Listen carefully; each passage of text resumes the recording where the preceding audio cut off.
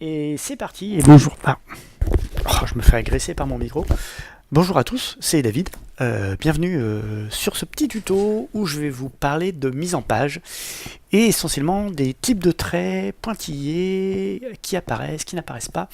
Ah, vous allez voir, c'est un petit peu pêle-mêle pour l'instant, mais ça va se démêler. Alors j'espère que vous m'entendez bien, pas trop fort, pas et suffisamment fort quand même. Fort et clair, comme on dirait dans l'armée. Bon, c'est parti. Hop. Alors voilà.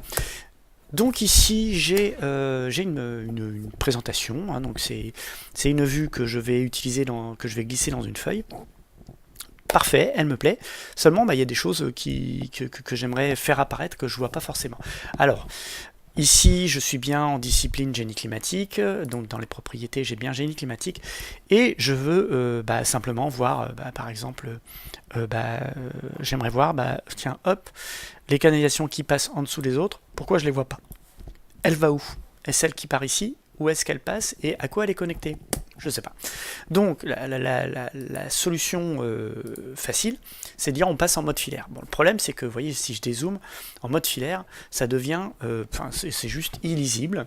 Et c'est vrai que quand on est en ligne cachée, on a tout de suite les éléments qu'on a modélisés dans notre discipline sont tout de suite beaucoup plus visibles, beaucoup plus clairs, ils se distinguent. Alors, avant de vous montrer l'astuce, je vais quand même vous montrer, je vais rapidement vous montrer les histoires de type de traits, d'épaisseur de traits. Alors, les épaisseurs de traits, vous avez deux paramètres. Donc ici vous avez épaisseur de ligne, et en fonction de l'échelle que vous allez attribuer à vos vues, vous allez pouvoir attribuer à chaque type de trait donc des épaisseurs type 1, 2, 3, 4, 5, ici dans l'exemple présent jusqu'à 16. Et donc vous voyez, si par exemple je suis au centième, les traits qui ont une épaisseur de type 1 feront 0,025 mm d'épaisseur dans la réalité, sur le papier. Si je bascule mon plan au cinquantième, les mêmes traits seront plus épais. Voilà, donc ça c'est des paramètres qui normalement vous n'avez pas vraiment besoin d'y toucher, ils sont déjà bien paramétrés. Sinon, si vous les modifiez, modifiez-les sur un gabarit, comme ça à chaque fois que vous réutilisez le gabarit, vous n'avez pas à régler. C'est la première chose. Ensuite, donc, si je zoome de près et que j'affiche l'épaisseur des traits, donc ça, c'est cette fonctionnalité, bien sûr, bon, tout le monde la connaît, mais ligne fine, c'est simplement une vue de travail, hein, c'est les lignes telles que vous pouvez, enfin, toutes les lignes ont la même épaisseur. Par contre, les lignes telles que seront imprimées, ce sera ça. Hein, ce ne sera pas ligne fine. Donc ici, j'ai mes épaisseurs de traits. Et vous voyez qu'il y a des épaisseurs différentes. Comment paramétrer ces épaisseurs? Vous allez ici, toujours dans l'onglet Gérer, sur Style d'objet, et en fonction de la catégorie dans laquelle vous êtes, vous allez pouvoir paramétrer une épaisseur de trait. Et même, vous pouvez aller au-delà. Alors, par exemple, dans les gaines, ici, dans mes gaines, ici, j'ai mon trait de gaine, mais je vais aussi avoir les lignes d'axe et les montées. Et aussi le type de trait utilisé. Voilà. Alors, comment paramétrer ça? Alors déjà, ici, je vais annuler, je vais mettre en mode filaire. Voilà, pour que vous voyez bien les traits d'axe, par exemple. Donc, je pense que vous avez compris quand même. Alors, de toute façon, à peu près, toutes les choses que je présente ici, c'est vraiment pour les gens qui débutent sur Revit. Il y a peut-être pas mal de gens qui vont connaître toutes les astuces que je présente. Hein. Restons modestes. Ceci dit, on va dire que c'est juste un petit rappel. Donc ici, dans Gain, si je fais plus, je vais pouvoir modifier, par exemple, mes lignes d'axe. Donc actuellement, mes lignes d'axe, elles sont sur type 2. Si je les passe sur type 4 et que je fais appliquer, on voit le trait d'axe ici qui apparaît. Si je fais appliquer, mes traits d'axe sont beaucoup plus épais. Donc ici, hop, je fais type 1, appliquer, et là j'ai un trait qui est très fin. Donc 2, ça me semble pas mal en fait. Voilà. Moi je vous conseille de, si vous avez fait, alors faites bien sûr des tests d'impression, hein, et vous allez pouvoir voir un petit peu ce que ça donne. Alors, là, je vous ai montré un petit peu ce qui est épaisseur de trait, tel que ça va apparaître dans les impressions. Ça vous permet déjà d'essayer de glisser vers des rendus d'impression qui sont identiques on va dire, aussi beau que sur AutoCAD. Ceux qui maîtrisent vraiment AutoCAD, ils vont s'amuser à paramétrer leur type de trait, tout ça, pour avoir des impressions, et à chaque fois que vous allez faire des impressions, vous avez des impressions qui sont nickel. Et bien souvent, on reproche à Revit d'avoir des impressions qui sont pas belles, pour pas dire... Non, je le dis pas. Donc, ici, déjà, si vous paramétrez ça, vous allez déjà gagner en clarté, en lisibilité. Maintenant, ce que je vous ai expliqué, c'est qu'ici, vous avez une espèce de transparence qui fait que ça ne devient pas lisible. Il y a certains éléments qu'on n'arrive pas à distinguer par rapport au plan de l'architecte. Par exemple, ici, j'ai cet appareillage. Voilà. Je le vois à peine par rapport au fond, par rapport au bureau, ou choses comme ça. Donc, eh bien, il faut rester en ligne cachée. Ça, vous y couperez pas. Rester en ligne cachée, c'est pour toutes les impressions, quasiment toutes les impressions, il vaut mieux être en ligne cachée. Hein, ça vous permet, par exemple, ici j'ai mis des petites annotations pour mettre les tailles de gaines dessus. Ça vous permet de les voir. Maintenant, comment faire pour voir effectivement ces réseaux qui passent en dessous d'autres réseaux? Là, je ne les vois pas, alors qu'en ligne cachée, je les vois. En ligne filaire, je les vois. En ligne filaire, il y a quand même un inconvénient, c'est que on n'arrive pas à distinguer lequel est au-dessus, lequel est en dessous. Hein. Donc, restez en ligne cachée. Et donc, la petite astuce du jour, hein, ce tuto, c'est juste pour cliquer sur un bouton. J'ai quand même 10 minutes pour expliquer qu'il faut cliquer sur ce bouton. Ici, dans les options, vous avez afficher les lignes cachées et vous faites par discipline. Ça veut dire quoi? Ça veut dire que la discipline qui est connectée ici, enfin qui est choisie ici, c'est génie climatique. Donc tout le génie climatique, les lignes cachées vont apparaître. Mais les autres disciplines, non. Donc je fais appliquer et hop, je vois par transparence apparaître, hop, je vois apparaître les canalisations. Si vous voulez après changer les types de traits pointillés, si vous trouvez qu'ils sont un peu trop espacés, un peu trop gros et tout, vous pouvez aller dans paramètres supplémentaires, style de ligne, vous déroulez le menu et vous allez changer le type de ligne que vous voulez. Donc ici, je sais que ça c'est du MEP, donc c'est le MEP caché. Voilà. Donc vous pouvez le passer, alors vous pouvez bien sûr hop, appliquer, voilà, vous voyez le type de trait qui change. Donc moi je laisse à 0,75, ça me semble pas mal. Même si à l'impression, bon allez, ouais voilà, allez, je le laisse comme ça. Et puis après, bien sûr, vous pouvez créer des nouveaux motifs de ligne. Voilà. Alors vous pouvez en importer, je ne sais même pas si vous pouvez en importer, si normalement, mais surtout vous pouvez en créer des nouveaux avec ici, alors le mieux c'est de partir d'un type de trait existant pour comprendre comment ça fonctionne. Donc ici par exemple dash dot, si je fais modifier, j'ai tiret, espace, point, espace. Et après j'ai la valeur, donc ce trait, le tiret fera 6,35 mm de long. Et après, j'ai un espace de 4,76. Bon, c'est un peu compliqué, mais voilà. Donc, ce type de trait sera comme ça. Et donc, après, ça se répète en permanence. Voilà. Donc, vous pouvez créer le type de trait que vous voulez. Alors, les types de traits avec des lettres à l'intérieur, ça, franchement, si vous trouvez un jour, ça serait cool que vous me disiez comment faire. Parce que j'ai toujours pas trouvé la solution. Alors, en fait, je suis jamais tombé sur ce type de trait, mais peut-être qu'effectivement, quand vous allez dans Nouveau, vous pouvez peut-être créer texte. Alors, je pense pas. Voilà, il y a tiret ou point. Donc, si je mets tiret, après je mets une valeur 1 mm, et après, ça me propose un espace ou de 0 mm, 1 mm, et après un point. Hop, un point de 2 mm. Voilà, c'est pas possible. Un autre, après je mets un espace. Hop, et après, donc 1 mm, tiens, je mets 2 mm ou 3 mm pour changer, et après, un tiret, hop, un tiret de 1 mm, et si je fais OK, oui, il faut que je ferme avec un espace, OK, égal, fermer, espace, on va faire un espace de 4 mm, voilà, et ça me donne ce type de trait, voilà.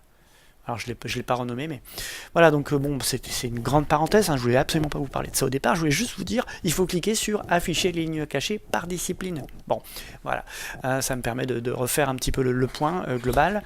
Autre chose, ah oui, alors je vais vous présenter des familles que j'ai développées pour TPFI pour vous, chez TPFI. Alors justement, je profite, hein, j'ai volontairement fait l'erreur. Ici, on s'aperçoit qu'il y a des traits cachés pour les deux gaines. Voilà. Ces deux gaines, elles passent en trait caché, comme si elles étaient l'une en dessous de l'autre, mais les deux, ce qui n'est pas possible. En fait, ça veut simplement dire qu'elles sont toutes les deux au même niveau, qu'elles se croisent. Donc là, il y a un clash, en fait. Donc, j'ai développé deux familles que je vais vous montrer tout de suite. La première, c'est un accessoire de gaine qui s'appelle coupure de gaine. Alors j'ai coupure de gaine circulaire et coupure de gaine rectangulaire. Et ça fait quoi? Simplement ici vous paramétrez la largeur de la découpe, donc 500 mm pour commencer. Hop, je le positionne. Et après, vous voyez tout simplement, j'ai juste à m'approcher ici. Je sélectionne ma coupure de gaine et hop, je vais l'espacer. Hop, ça me permet de voir la gaine. Si je la retire, supprimer, j'ai pas un espace, mais j'ai bien ma gaine qui revient. Alors je vous la mets dans l'autre sens, ici, il suffit de sélectionner le bon. Après, je vais juste le déplacer comme ça, étirer un petit peu, et voilà. Là, ça me permet d'avoir un rendu. Alors, on tend vraiment à faire du rendu façon AutoCAD assez bien fini. Hein, on n'est pas du tout dans l'unifilaire. Vous savez que c'est le gros avantage aussi, c'est quand vous modélisez, vous avez tout de suite votre gaine, tout ça qui apparaît, c'est tout beau, avec des coudes et tout ça, vous n'avez pas besoin, alors vous gagnez du temps dans ce type de modélisation, c'est pas pour en perdre derrière sur la présentation, en ayant une présentation qui est pas belle, il faut le retransformer en format DWG pour le modifier, bon c'est dommage. Là vous avez vraiment des astuces pour compléter votre vue et avoir une impression papier ou un PDF qui a de la gueule. Voilà. Une dernière famille que je vous présente, c'est un raccord de gaine, c'est une famille de dévoiement. Donc ici, mes deux gaines, elles sont toujours l'une sur l'autre, hein, alors je vais quand même vous montrer. Ici, la famille que j'ai développée, si je vais en vue 3D, la famille, elle apparaît comme ça. Alors, elle est grisée, bon, c'est pas exactement la même couleur, mais l'avantage, c'est que le réseau n'est pas coupé. Hein. Si je me mets de ce côté-là, et que je sélectionne mon système, vous voyez, je sélectionne l'intégralité de ma gaine. Ça ne coupe pas, ça ne sectionne pas le réseau. Donc, l'autre famille que je voulais vous montrer, c'est un accessoire, c'est un raccord de gaine, pardon. C'est un système de dévoiement. Parce que, comme je vous l'ai dit, ici je suis toujours... Ah, je suis parti du mauvais côté. Ici, je suis toujours... les deux gaines se croisent toujours, en fait. Donc, ce que je fais, c'est que je vais poser ce raccord de dévoiement, ici, sur ma gaine. Alors là, j'ai des dévoiements avec coude lisse ou avec coude segmenté. Et j'ai également des dévoiements de gaine rectangulaires avec coude arrondi ou coude droit. Donc ici, je vais choisir un coude segmenté. Voilà. Je me mets sur ma gaine. Alors avant, je peux paramétrer. Alors je peux paramétrer par exemple la pente. Voilà. Et la longueur de décalage. Alors sachant que j'ai une gaine de 315 et que j'ai une gaine ici de 355, il faut que je descende approximativement de 315, donc de l'épaisseur de ma gaine. Alors on va dire 355 divisé par 2, c'est la dimension de laquelle il faut que je descende. Si j'avais deux gaines de 355. Alors je ne vais pas vous sortir mes cours de maths, mais bref, descendez d'à peu près 350 et ce sera pas mal. Et après, vous verrez que vous allez pouvoir affiner. Donc ici, je descends de 350 avec une pente de 45 degrés. Et puis, j'ai un rayon de courbure, alors je vais vous expliquer après. Et puis la longueur totale du dévoiement, donc c'est la longueur que fait l'accessoire que je pose. Donc ici, enfin le raccord que je pose. Donc je veux dire 1,50 m de longueur totale de dévoiement. Ok, donc j'ai pas besoin d'appliquer. Voilà, je me mets... Alors il faut que je trouve l'axe. Il faut qu'il arrive à choper le trait d'axe. Hop, et voilà. Là, j'ai fait mon dévoiement. Alors, je retourne dans ma vue en 3D et je vois que... Alors, je vais virer ces épaisseurs de traits. Voilà, je vois qu'ici, j'ai fait mon dévoiement. Voilà, donc c'est... Moi, ça me semble pas mal quand même. Et puis, dans ma vue en 2D, je vois non seulement mon dévoiement, mais également, j'ai cette coupure de gaine symbolique hein, qui me permet de bien voir ce qui passe en dessous. Bon, ici, dans cet exemple, même s'il n'y avait pas ça... l'autre avantage, un des avantages, c'est que ce système de dévoiement, hop, s'adapte. Alors, si j'arrive à sélectionner ma gaine, voilà, il s'adapte à la dimension de la gaine. Donc ici, je suis en diamètre 315. Si je passe, alors je vais faire un faible changement, sinon ça va tout me casser. Si je passe à 355, hop, vous avez vu, mon raccord, il est passé en 355. Donc ça, c'est aussi l'avantage, c'est d'avoir quelque chose qui suit. Alors je vais le remettre bien sûr, hein, parce que c'est quand même un fichier de travail. Je repasse en 315 et voilà. Donc le dévoiement, pour finir sur cette famille, vous pouvez la pivoter.